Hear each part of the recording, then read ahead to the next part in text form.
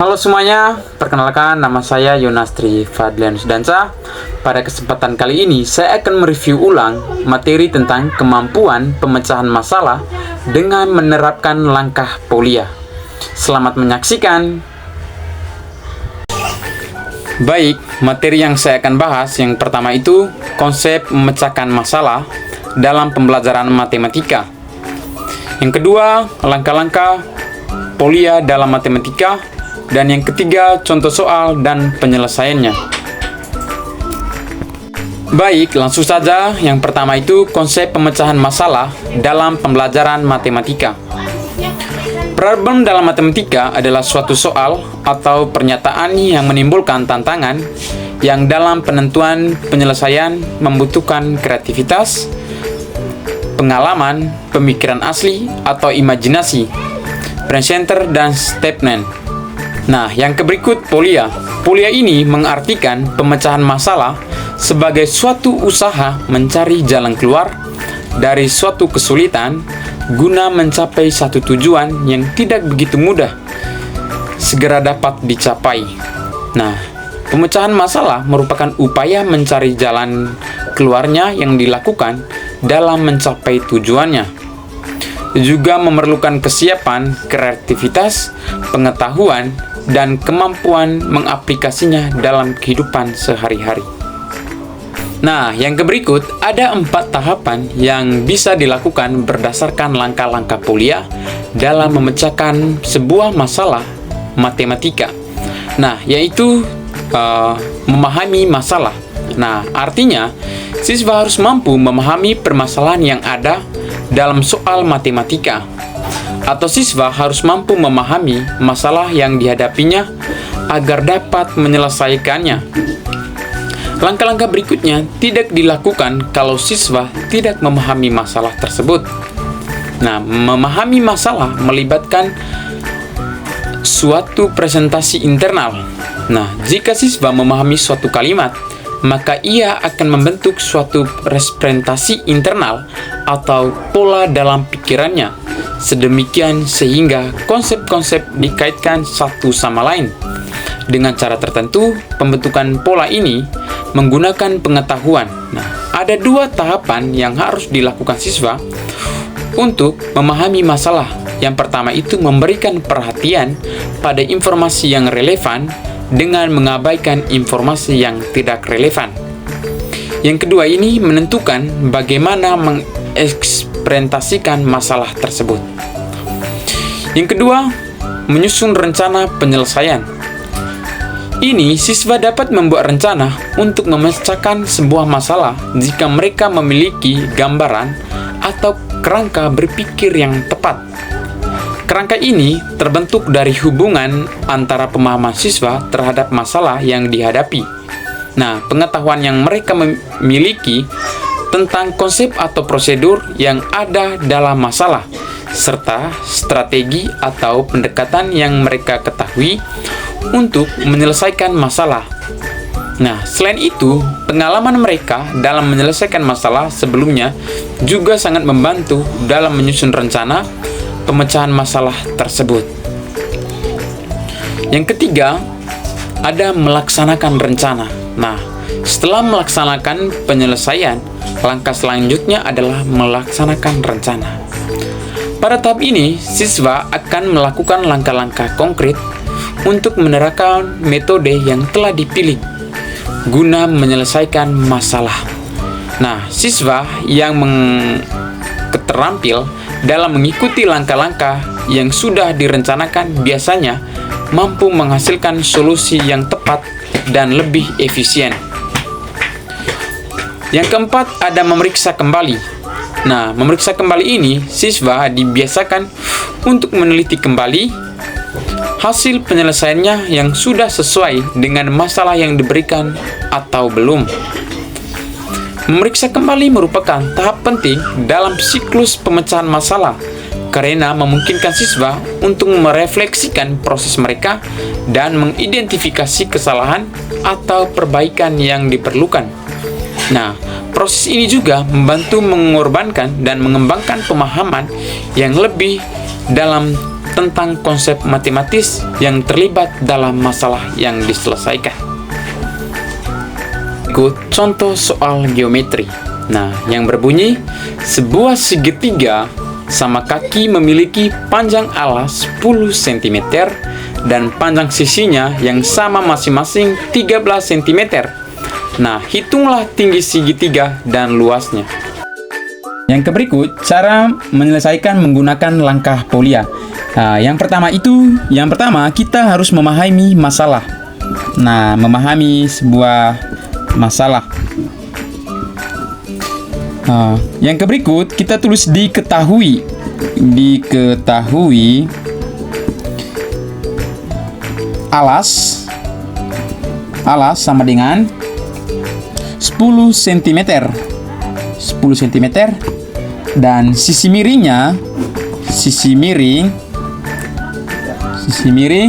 sama dengan 13 cm. Nah, yang berikut ditanya di sini tinggi dan luas segitiga. Tinggi dan luas segitiga. Nah, yang kedua di sini menyusun rencana. Menyusun sebuah rencana. Nah, di dalam menyusun rencana ini, yang pertama itu gambar segitiga dan bagi alas. Gambar segitiga dan bagi alas menjadi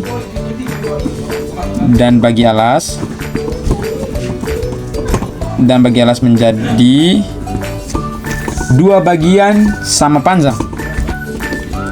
Dua bagian sama panjangnya. Yang berikut, gunakan rumus teorema Pythagoras. Gunakan rumus teorema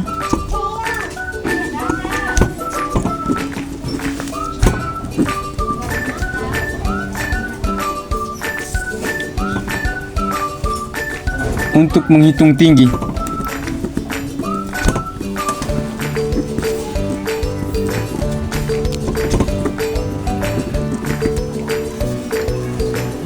Nah, yang ketiga, gunakan rumus luas segitiga. Gunakan rumus luas segitiga.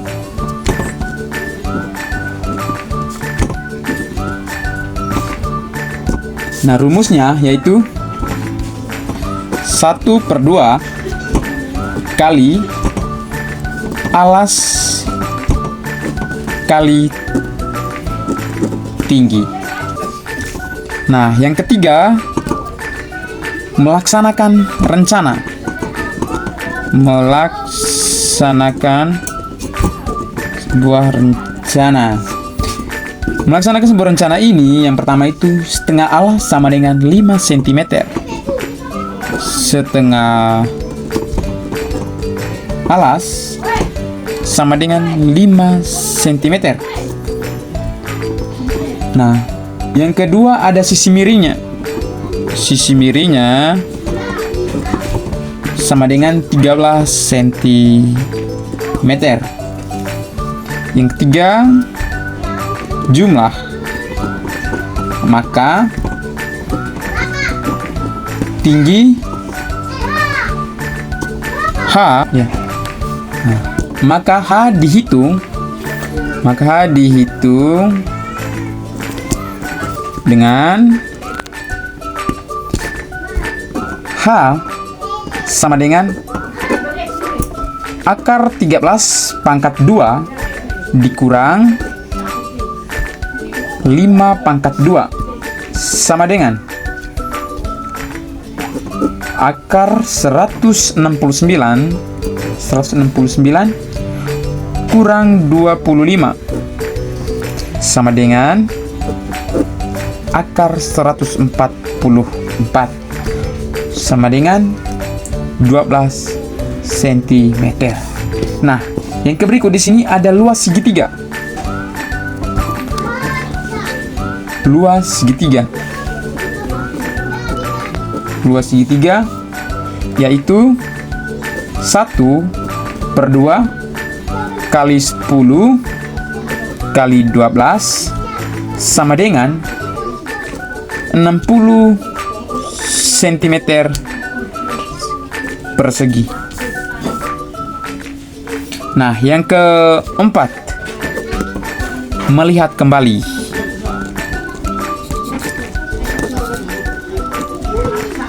Nah, melihat kembali ini, tinggi dan luas sudah dihitung semuanya. Tinggi dan luas sudah dihitung semuanya.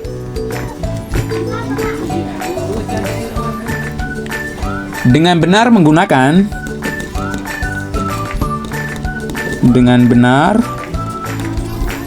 menggunakan rumus Pythagoras.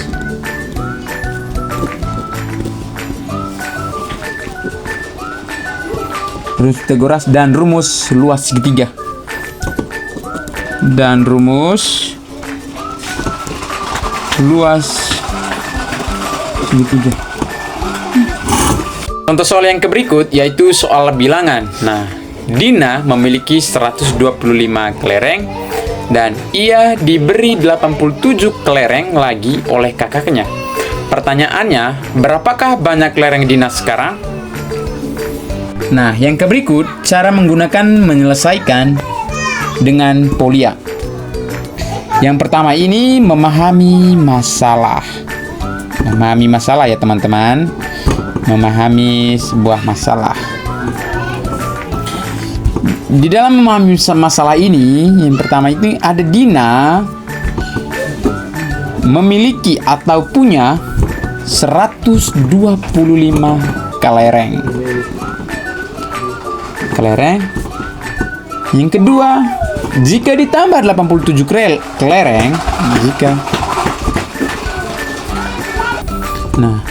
jika ditambah 87 kelereng,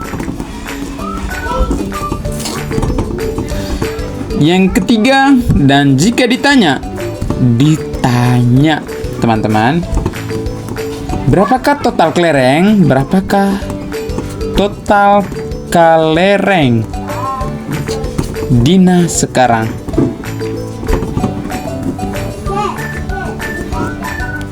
Nah, untuk menjawab soal itu, tentu yang kedua ini menyusun rencana.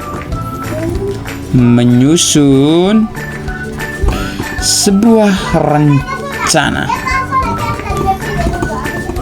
Menyusun rencana ini gunakan operasi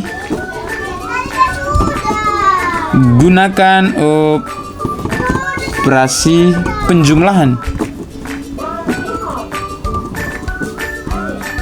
Penjumlahan 125 ditambah 87. Nah, yang ketiga, melaksanakan rencana. Melaksanakan rencana. Nah, melaksanakan rencana ini 125 tambah 87 yang tadi kita sudah bahas sama dengan 212. Nah, yang terakhir, yang keempat, melihat kembali.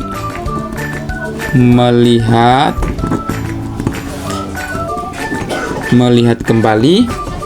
Nah, melihat kembali ini, berapakah jumlah benar? Jumlah benar yang sudah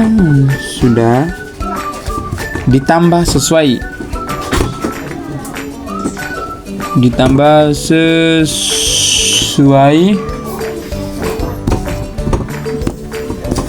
Nah, jawabannya teman-teman,